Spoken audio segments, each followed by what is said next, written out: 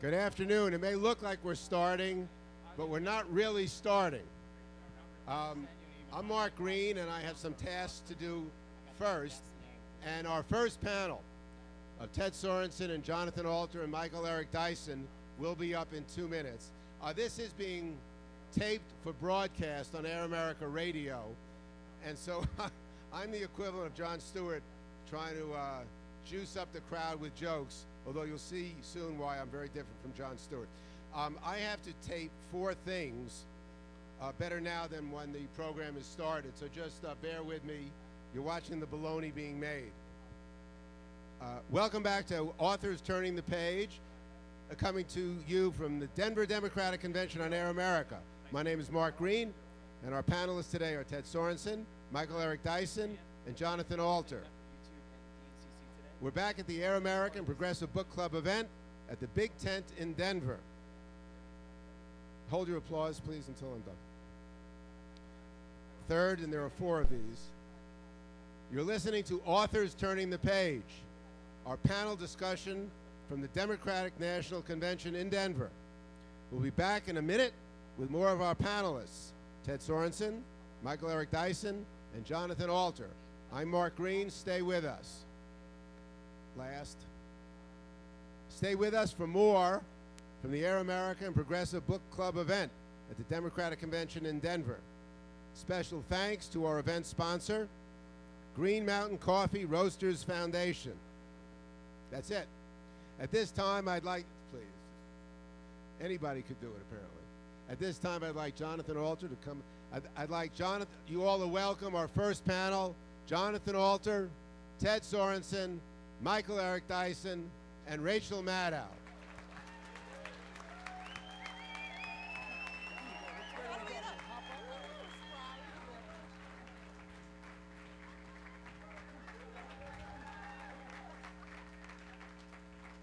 Have a seat. Everybody without crutches, jump up onto the stage. Ted and Michael, please join us. We've set up an obstacle course backstage, unfortunately.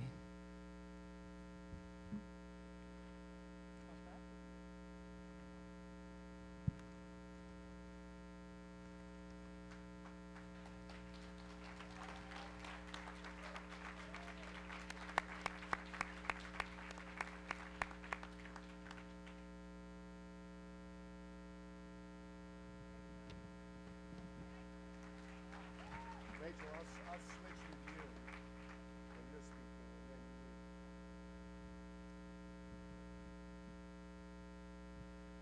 then you. Thank you all for coming. I'm Mark Green, president of Air America Radio, and you know you have a big bureaucracy when my assignment is to welcome the welcomer.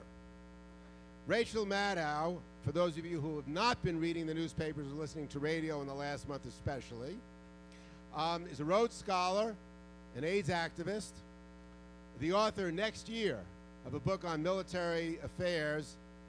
Oh yes, her day job is as the host of the popular Rachel Maddow show on Air America, 6 to 9 Eastern Time. Oh, and September 8th, starting the host of the oddly similarly named show, the Rachel Maddow Show on MSNBC. Her doubleheader is great for America and for Air America. Welcome, Rachel Maddow. Thank you very much, Mark. We think it's going to be called The Rachel Maddow Show. We don't yet know. I just want to say how freaking awesome it is to be in Denver and how much fun everybody's having despite all the logistical hurly-burly and the heat and everything else. It's been a great time so far, and it's going to be a spectacular week. So thanks to everybody in the midst of what has been so much fun with so many opportunities already to make time to come out and come to this very cool event. So thank you for being here. I am going to be joining MSNBC's primetime coverage tonight in about 30 seconds. So that is why I am not staying longer than I'm going to. But I do feel like it's worth at an event like this, when things move so fast and there are so many people who are taking the opportunity to make their points and make their contribution to the definition of the Democratic Party and what this presidential election means, to recognize that on the right, there is a sort of vast, well-funded infrastructure of think tanks and research facilities and advocacy groups that essentially pay people to write about right-wing politics and pay people to think big thoughts about right-wing politics. And then they've got a pretty well-oiled machine to get those ideas translated into electoral politics. On the left, what the left has is brilliant authors. And what the left is starting to have, and has had in Yeoman's work for a generation, is a small but badass progressive media. And it is the left and right are not mirror images of one another in America in terms of how our institutions work. But what the left and the vibrant center in American politics has is great authors. And what better time during a week like this to think some big thoughts, not only about where we've come from, but where we're going. So, all that said, I'm actually going to introduce now the moderator of today's panel, who is Mark Green. Mark Green is my boss. He is the president not only of Air America Radio, but of Air America Media, which is supposed to one step on the way to Air America Omnimedia when we get as big as Martha Stewart. In Mark's other life, he is the author or editor of 21 books on public policy issues. His most recent is called Losing Our Democracy, which came out this past year. I do have a bit of a scoop to give you. First public pronouncement about the fact that Mark is now collaborating with the Center for American Progress on a major presidential transition book and a citizens transition book. It's called A Progressive Blueprint. It's to be published by Basic Books. It's due to come out around the time of the inauguration, and it is an ambitious and smart and cool idea, which is a progressive agency by agency comprehensive critique of the American government. And it is designed for the use of the next president, of America's 44th president. And that is due out around inauguration time, which is very exciting. So, and that's your scoop, because that's never been publicly announced before. So thank you all for coming to Denver. Thank you all for being part of this great festival ideas, and thank you for coming today. Thanks.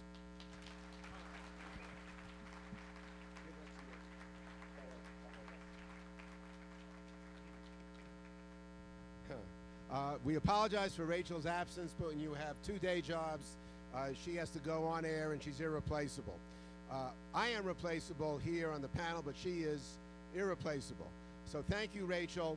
I want to ask Lauren Strayer, by the way, to bring my folder from the green room next door, which has the 2-minute, 1-minute, and no minute left signals for our panelists on the first, second, and third panel, since we're taping this to time for broadcast on radio, and to give away something. It's 37 minutes an hour, and you can guess what the rest of the hour is comprised of.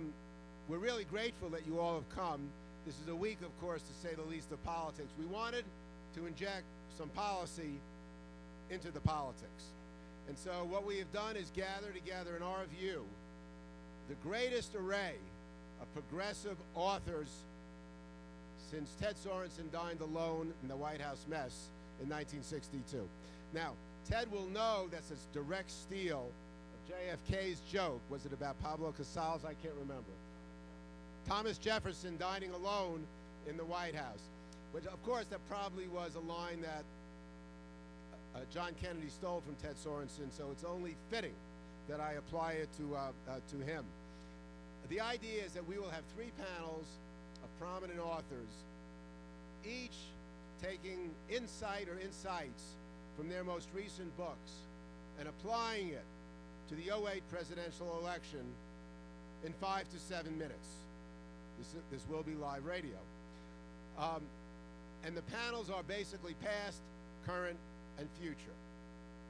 The second panel is of the unending, continuing fight between left and right, progressive and conservative, future and past, an ideological tug of war that hasn't and won't end.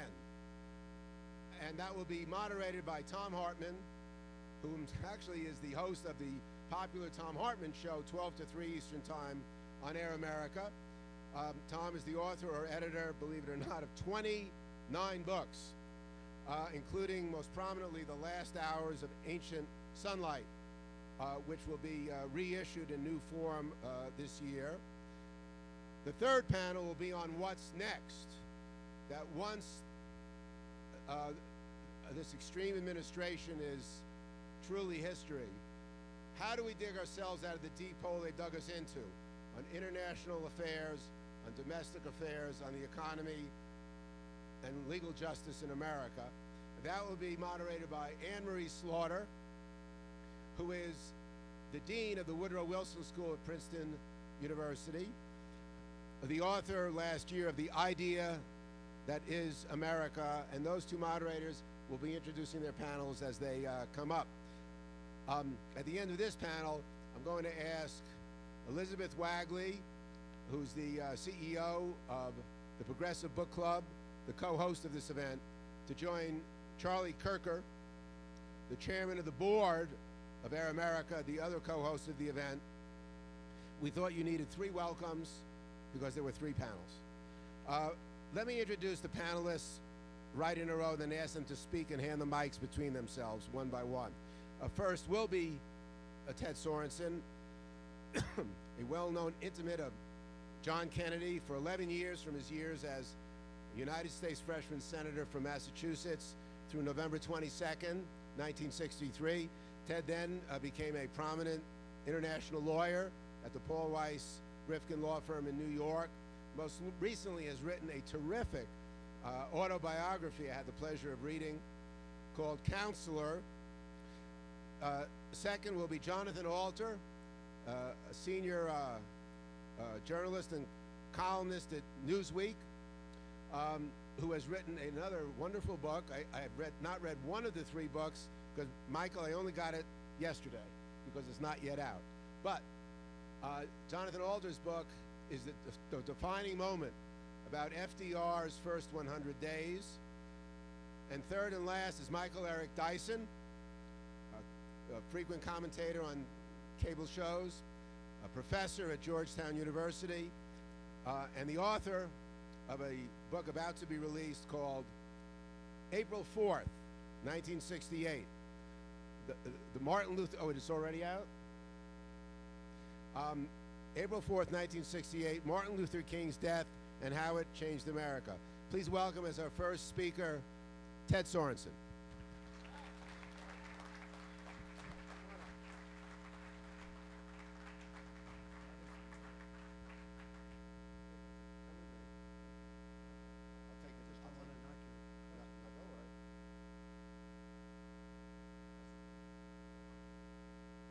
Thanks, Mark. The fulfillment of the, hello, you can hear me?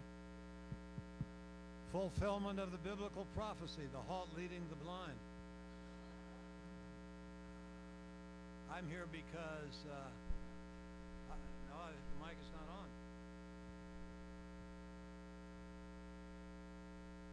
You can probably hear me anyway. Is this better? Yeah, talk right into All right. Okay. I remember very clearly, and about 50 years ago, John F. Kennedy and I were out west during the time that we were going to every one of the 50 states. He spoke in a hotel ballroom. The mic did not work. He put it aside, saying Daniel Webster spoke to 15,000 people from a hillside in Massachusetts. I ought to be able to do this without a mic.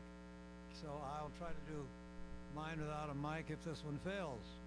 My book is about my life. The subtitle is A Life at the Edge of History. And that history includes my 11 years with John F. Kennedy. And there could be no sharper contrast than the presidency and principles of John F. Kennedy with those of Bush and Cheney and John McCain.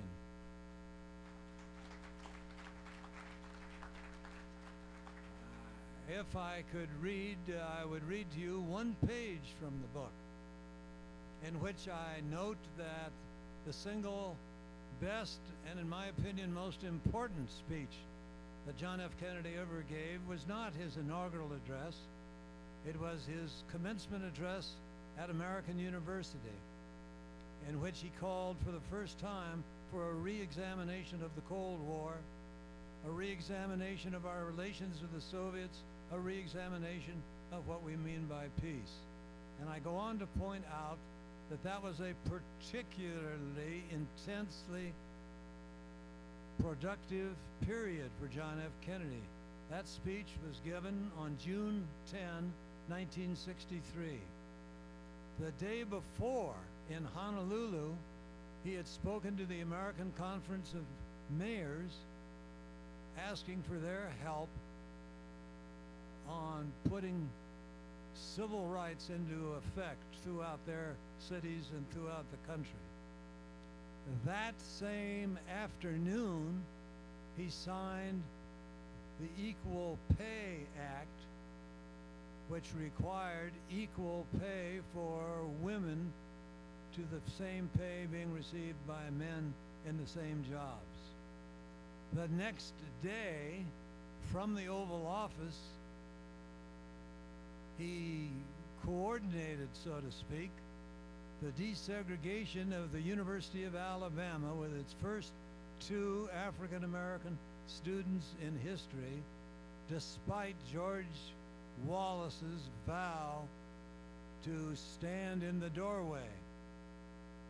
That evening, he went on the air and on nationwide radio and television, delivered the most far-reaching civil rights speech since Abraham Lincoln in calling for the elimination of all discrimination and segregation on the basis of race and color in this country. 1 week later, he sent to the Congress the most comprehensive civil rights legislation in the 20th century. Later, in that same month, he announced the establishment of a communications link between the Kremlin and Washington, the so-called hotline that would prevent nuclear war by accident or misunderstanding in the future. By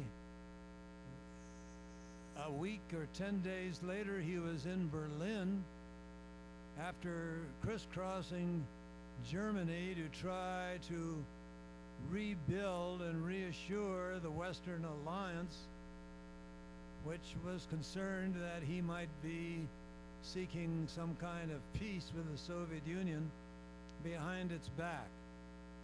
And that trip culminated in Berlin, where he gave one of his most beloved and famous speeches, concluding, "Ich bin ein Berliner," to identify with, to encourage the citizens of West Berlin, and predicting as he did that in time the wall would come down and that Berlin and all of Europe, East and West, would be reconciled again. Think about the contrast on each of those issues: civil rights, equality for women, peace in the world, communications with those who may be hostile toward us. The contrast between the approach that John F. Kennedy exhibited during that short time and what we've been through during these last 8 years, what we will go through again, if we fail to elect Barack Obama, who's going to be nominated this week. Thank you very much.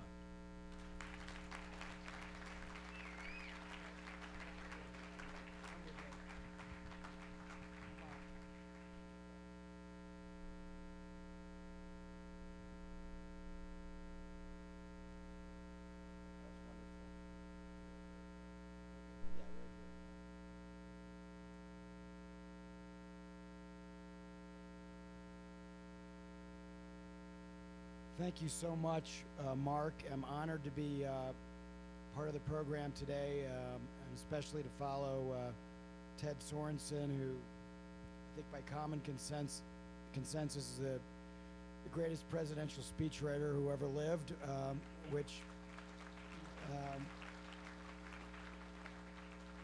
you know, I'm in a business where words matter, and a lot of times in the presidency, not only do you use words as we've learned recently with Barack Obama's success to move a nation and elevate the debate, but if you're fortunate enough to become president, words then structure a lot of the priorities of what happens in government, and the policymakers follow on with the speeches.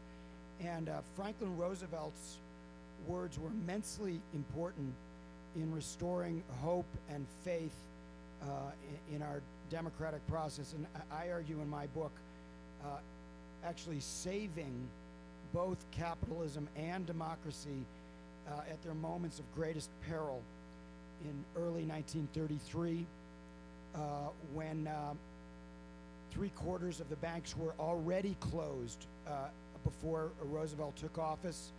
There was a lot of concern that maybe we'd be on a barter economy for a long time.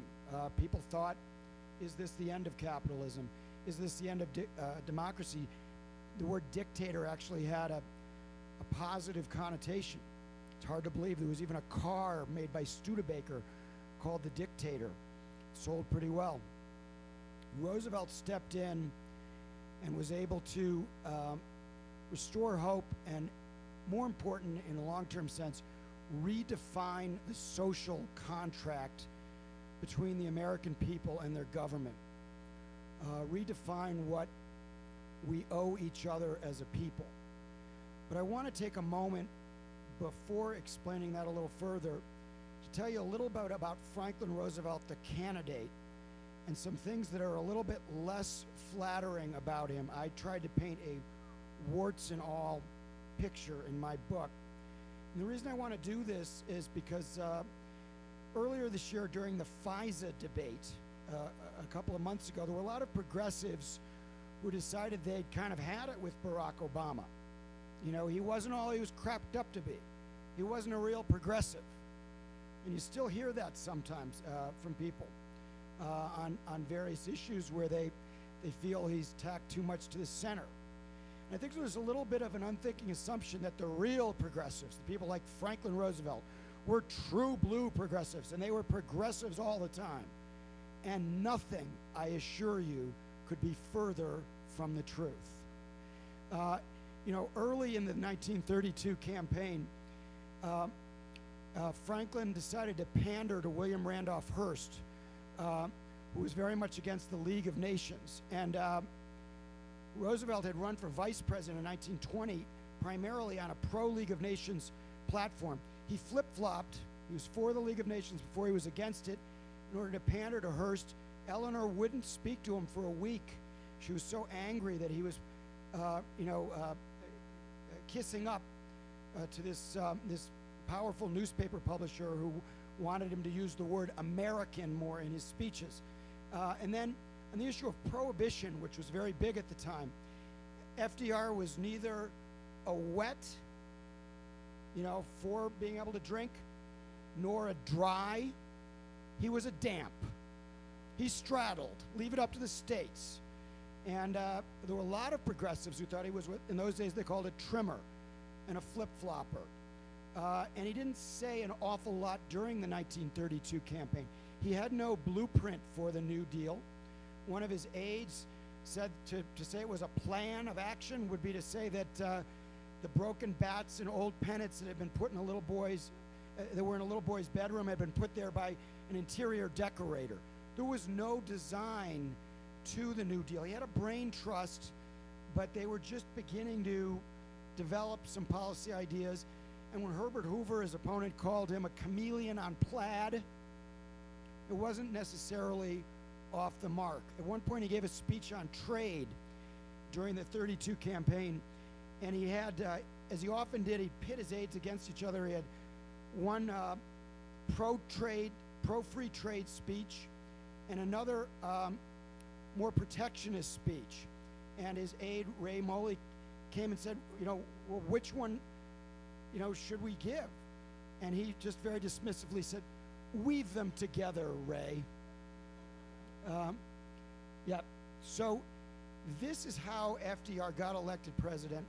But after he got there, he did so much to lift the country's sights, to use the bully pulpit and his supreme powers of communications to transport the country to a new place. Barack Obama refers to this as a defining moment. That's the title of my book. He gives me some free advertising, although he says he's not going to pay me anything for it. But I don't have to pay him anything for it. But he's right. This is a new defining moment, not all that different from 1933, when we have an opportunity to redefine that social contract. It was said of Franklin Roosevelt that he had a second-class intellect and a first-class temperament. I believe that Barack Obama has a first-class intellect and a first-class temperament. That does not mean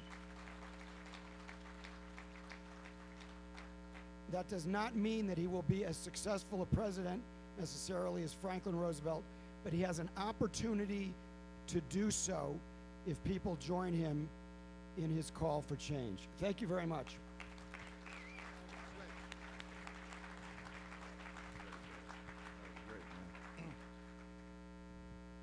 It's great to be here today with this distinguished panel.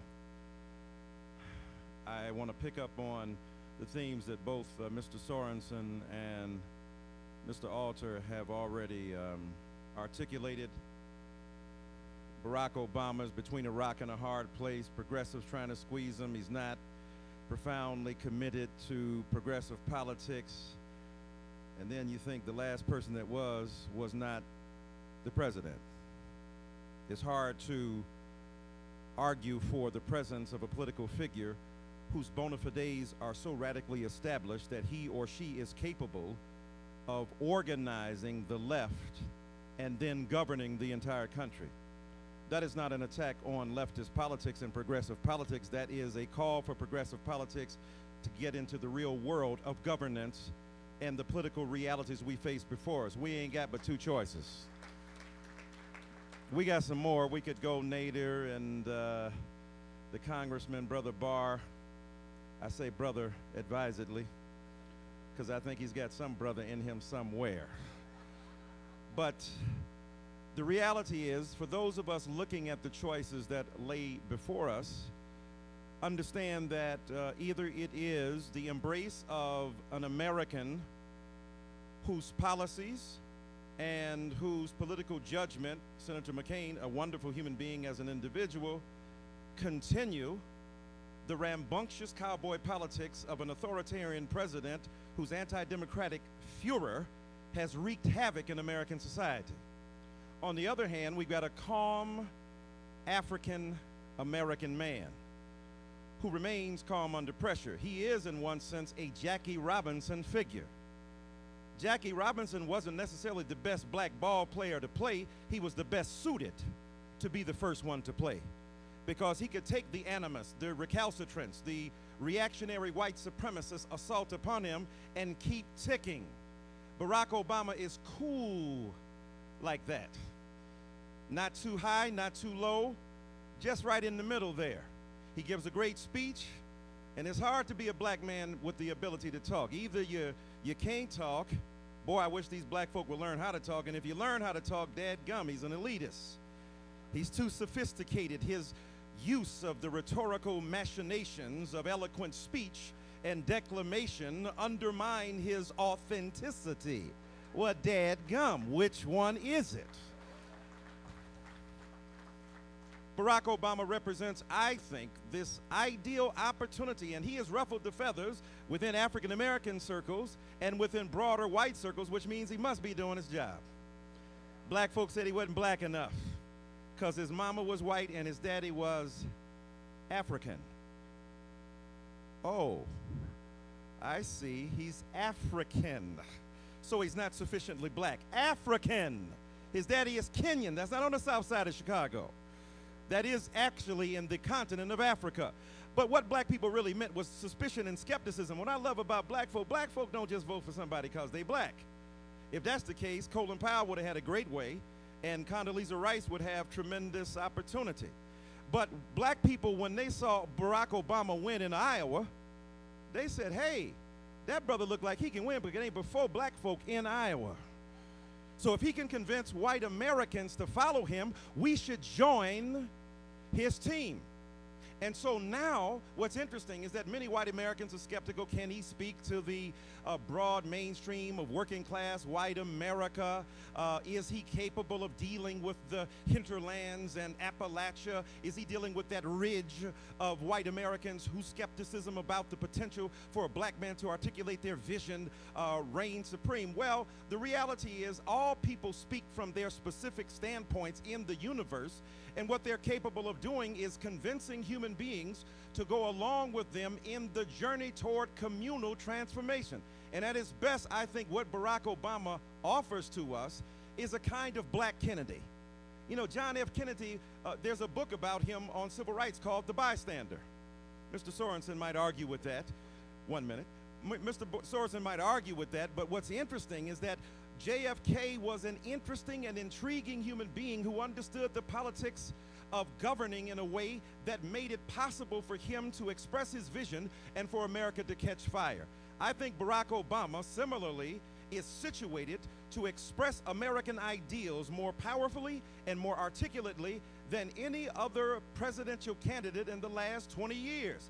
That has ruffled the feathers of many, that has caused consternation to some, but if we join with him, I believe we can say those simple words, si si puede, yes we can, and we can join him in taking back this country from the right-wing, recalcitrant, reactionary folk who want to undermine the greatest prospect of American democratic experiment in the 21st century. Thank you.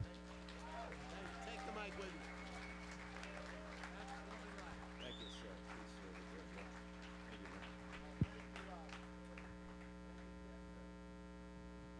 Thank you, Ted and Jonathan and Michael. I'd like to ask each of you a quick question and then seek a brief answer before we begin our second panel. Let me start with Ted. I recall that we recently spoke about how the late Arthur Schlesinger Jr. and you had a disagreement about whether Kennedy's Catholicism was a huge political liability in 1960, a small liability, or Schlesinger thought, a small plus. Could you analogize between the second Catholic nominee and the first Catholic president and his difficulties in his candidacy, and the first African-American nominee of a major party in 08? I think it's probably difficult for people in 2008 to understand or even believe the hate mail that poured into our Kennedy Senate office when he was a candidate for president from anti-Catholic bigots. And this is much better. That's the McCain microphone you get. And the exit polls in November 1960 showed that the single largest block of votes against Kennedy were from Protestants, many of them, I'm sorry to say, Democrats, lifelong Democrats. And so he had to overcome that prejudice and bigotry. He did, and I'm convinced that the color of a man's skin has even less to do with the way he thinks about public policy than the religious creed to which he belongs, and that there will be no reason at all for anti-black prejudice to hurt the Obama campaign. But given the fact that Kennedy tried to appeal to every reasonable American with his Houston speech and otherwise, and still had all those votes against him, I have to assume we all have to work all the harder to elect Obama. Thank you, Ted. Michael, we recall how when Dr. King in 1967 and 68 vigorously led the fight against the Vietnam War, a lot of people in the country criticized him because he was a civil rights leader. Why is he doing this? And he came under a lot of attack, and he responded in a certain way. How might Dr. King today advise Barack Obama, who in a different era and on other issues is going to come under sustained personal assault, given the Republican template that has worked in the past, and given the issue and the opponent in 2008? What would Dr. King urge him to do as he comes under these ad hominem assaults in terms of responding? Well, I think that Senator Obama understands, and Martin Luther King Jr., 40 years hence, I have no doubt, would agree that he faces nothing near what Dr. King faced in his day. The racial animus will be there. I'm not so certain I agree with Mr. Sorensen, a brilliant historical figure and speechwriter. I would just quibble a bit with his ideal is right. I agree with that, but I think that the resistance to Barack Obama for no other reason than he's a black man shows in the polls right now. If he was a white guy, he'd be up by 20 points. There's just, you know, and I'm not suggesting that the only issue is race, because it isn't. But a good-looking, articulate, intelligent, fresh, clean black man with his bona fides and authenticity and his resonance and his speech making and his, why ain't he up by a lot more? Because there's a tug and a resistance against what he represents. But to his credit, he has not exploited that racial animus in his favor and has sought to unify the nation. Dr. King would tell him to continue to do that, but his problem might be Dr. King himself, not what Dr. King would recommend. Many people think that when Jeremiah Wright spoke out against America as he did, that he was antithetical to Dr. King and Barack Obama was king. No, Barack Obama is Martin Luther King Jr. up until 1963, 65. Jeremiah Wright may be king from 65 on. King, remember, gave his last sermon in the Washington Cathedral, where he was very critical of economic injustice as well as Vietnam. And in his pocket, the night he was murdered, was a sermon for the next Sunday entitled Why America May Go to Hell. Many people forget that Martin Luther King Jr. might have been resisted by a political candidate like Barack Obama and might have been a liability and not an asset. So I think Dr. King would encourage Barack Obama to stay the course, do what he's doing, continue to aim for the high road, and Americans will congregate around him in a very serious fashion. Thank you. If you could pass the mic to Jonathan Alter. Jonathan, in your remarks, you commented on how differently Roosevelt governed from how he campaigned. Clearly, in 1932 and 1933, events were in the saddle with the Depression. The question is, and Rachel Maddow made reference to one of the next panelists, John Podesta, and I are trying to funnel the best ideas and experience of the public interest and progressive and labor communities into a civilian transition book for the 44th president. How could Barack Obama campaign somewhat better now, before the election, so he can claim a mandate later in 2009?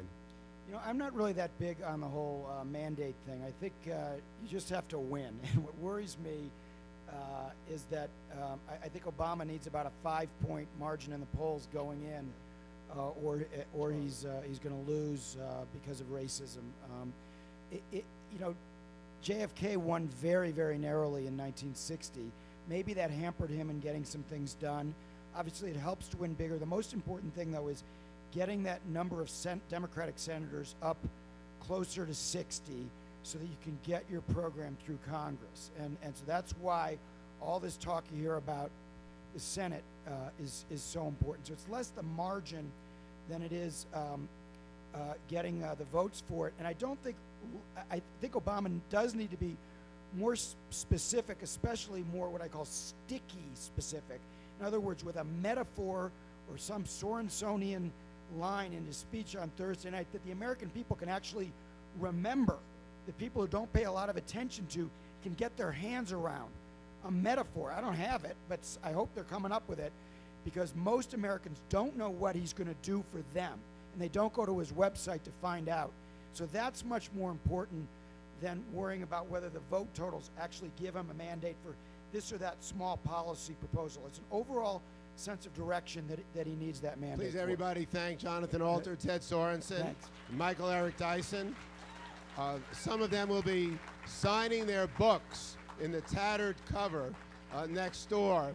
And as the second panel comes forward, moderated by Tom Hartman, who I've already introduced, with John Podesta, Ariana Huffington, Paul Krugman, and David Sirota, who will be introduced by Tom Hartman.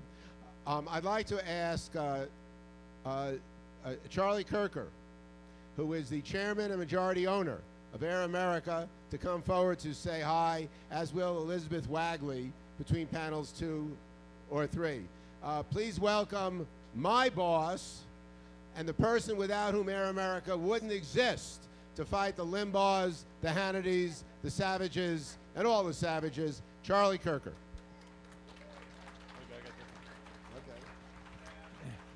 Thank you all for being here today, for braving the traffic, for braving the heat. We appreciate your presence. We've got 2 more great panels coming up. I'd like to briefly give credit where credit is due.